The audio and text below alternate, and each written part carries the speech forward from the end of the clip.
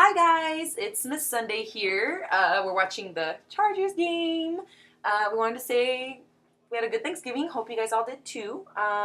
Today is the movie review, so let's get started.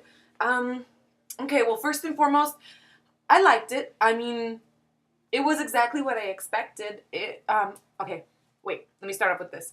There's Twilight the movie, and then there's Twilight the book. We have to remember that. There's no such thing as the perfect book to movie. Let me tell you, I am a gigantic book dork. I can't tell you how many books I've read that I loved and then they ended up turning into movies. And I was less than happy. And I'm happy to say that Twilight wasn't one of them. I enjoyed Twilight. That said, you know what it is? Okay. It's hard to make a love story that is that deep and passionate, and it just, everything goes on in their minds. That's a big thing about Twilight, is that Edward can read your mind, and you always know what Bella's thinking. It's always from her point of view, so you know what's going on in her mind. So it's hard to transfer that to a movie with just a look or something. Plus, I mean, it had to be 2 hours. There's no way that people are going to sit through a 4-hour Twilight movie who aren't Twilight fans. So it had to be that way, okay? Okay, so let's get to it. Okay, to me, some parts just rang cheesy. I'm sorry. Like, prime example. Bella walks into the biology room, and what was up? Edward was like, it was like, come on, seriously? That's not what it looked like. And if it was, then that's definitely not how cheesy I pictured it. It was cheesy to, like, the fourth power, how he's like, and then the office, I was like, fine, I'll just take it. Like, it wasn't like that bad. Well, at least I didn't think so, but whatever. The kissing scene. That was nice. See, that's one of those points where I'm like, hey, Twilight, cool. The tree scene was really nice, even though I don't necessarily remember them hanging out in a tree. They did? Yeah, I didn't think so. They weren't really hanging out in a tree. But, again, Twilight the movie, Twilight the book. Okay, understandable. Okay, let's talk about the pivotal scenes, the meadow scene. Okay, the meadow scene. The meadow scene. Okay, now, let's go from the point of view as if I wasn't a die-hard, Twilight or Twi-fan fangirl. It was interesting. I just didn't understand how Edward goes from 0 to angry to happy to in love to lying in the middle to this to that. They went through the emotions too fast. I didn't register most of them. Now, I know what happened because I'm a gigantic Twilight fan, so I know everything leading up to that. I know what happened. But the thing is the pace just started to move so fast. They were bringing in characters at wrong times. They were, changing whole characters. Okay, seriously? What happened to Angela's boyfriend? Who the effing hell is Eric? And, well, I know who Eric is, but why the heck did he replace Ben? Seriously. Come on, guys. You can't just fit another actor in there. Like, ugh.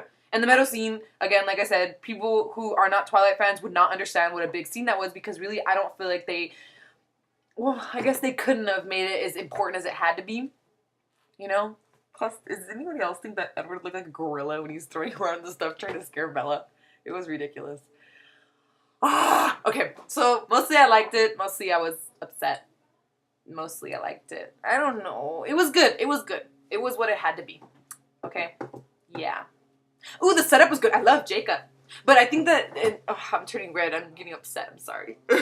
Okay, I like Jacob, and I know I'm Team Jacob. But still, though, the way they introduced him, they kind of stuck to his story. Oh! Cheesy! Okay, let's talk about cheesy some more.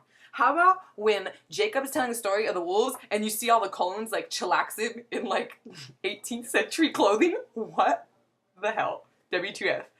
What the heck was that? They were like all like chilling, like eating a human or something, or they're eating a wolf or I think they were eating a deer or something. And they were all like chillaxing in 18th century clothes. I don't remember that in the book, and that was really weird. I don't know, I just thought that was really stupid. Okay.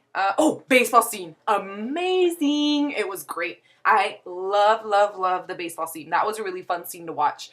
Okay, and another thing that didn't stick to the book, but I really liked, was Victoria at the prom scene at the very end. Bitchin'. That was so cool. I know it didn't have anything to do with Twilight, guys, but they had to show people who haven't read Twilight that there's going to be a sequel. You had to remember that. The way they made this movie, they had to make it appeal to a larger audience, not just Twilight fans, to try to get more people in. So overall, I guess out of 10 stars, Twilight the book is like 11 out of 10. Well, let's just say 10 out of 10 because I hate when people do that. Okay, so Twilight is 10 out of 10, and the movie is 7 out of 10. Which is, I mean, you know, better than 5. 5 is average, so it's okay. It's just, you know, it wasn't Twilight the book. But I couldn't expect that. I liked it. Kristen Stewart did a great job. Robert Pattinson, he verged on the ridiculous sometimes. I'm sorry. But, I mean, I guess he had to play out the vast emotions that Edward Cullen's supposed to go through. Rosalie was terribly cast. I'm sorry. I don't care what anybody says. I didn't like how Rosalie was cast. Carlisle was amazing. Esme was exactly how I pictured her in the book. Alice did such a good job. And you know what? Actually, I was apprehensive about Alice before I saw the movie. And now, super happy. Loved Alice. Jasper looked like he was constipated the entire movie. I mean, seriously, this was his face. And it didn't stop the whole time. It was whatever, I guess. And then, like, Emmett didn't say all the funny things he usually says. But I guess you didn't have time for everything. So, understandable, right? Okay. So, that's my movie review. I don't want to go on too long. Okay, now for this next week coming up, The Lion and the Lamb has decided to. The way we're gonna do it is we're gonna ask a question, and the girl's gonna ask a question. Say, "I'm Miss Sunday." I'm gonna ask Miss Monday a question. Miss Monday has to answer it as creatively as she wants to, or as uncreatively as she wants to. I don't know, depending on how lazy you are, how much time you have. It doesn't matter. And then she, in turn, is going to answer it. And then Miss Monday is going to give Miss Tuesday a Twilight-related question. And the cycle goes on and on until Miss Saturday gives me a question and I answer it next Sunday. So, my question is this. Miss Sully Sapphire, Miss Monday, were Stephenie Meyer to write a 5th book in the Twilight Saga, what would it be titled? What would its premise be? And who would it be its main characters? Give me a 2-minute preview of Twilight number 5. Whatever it would be called or whatever it would be. Okay? Thanks. And I'll see you guys next Sunday.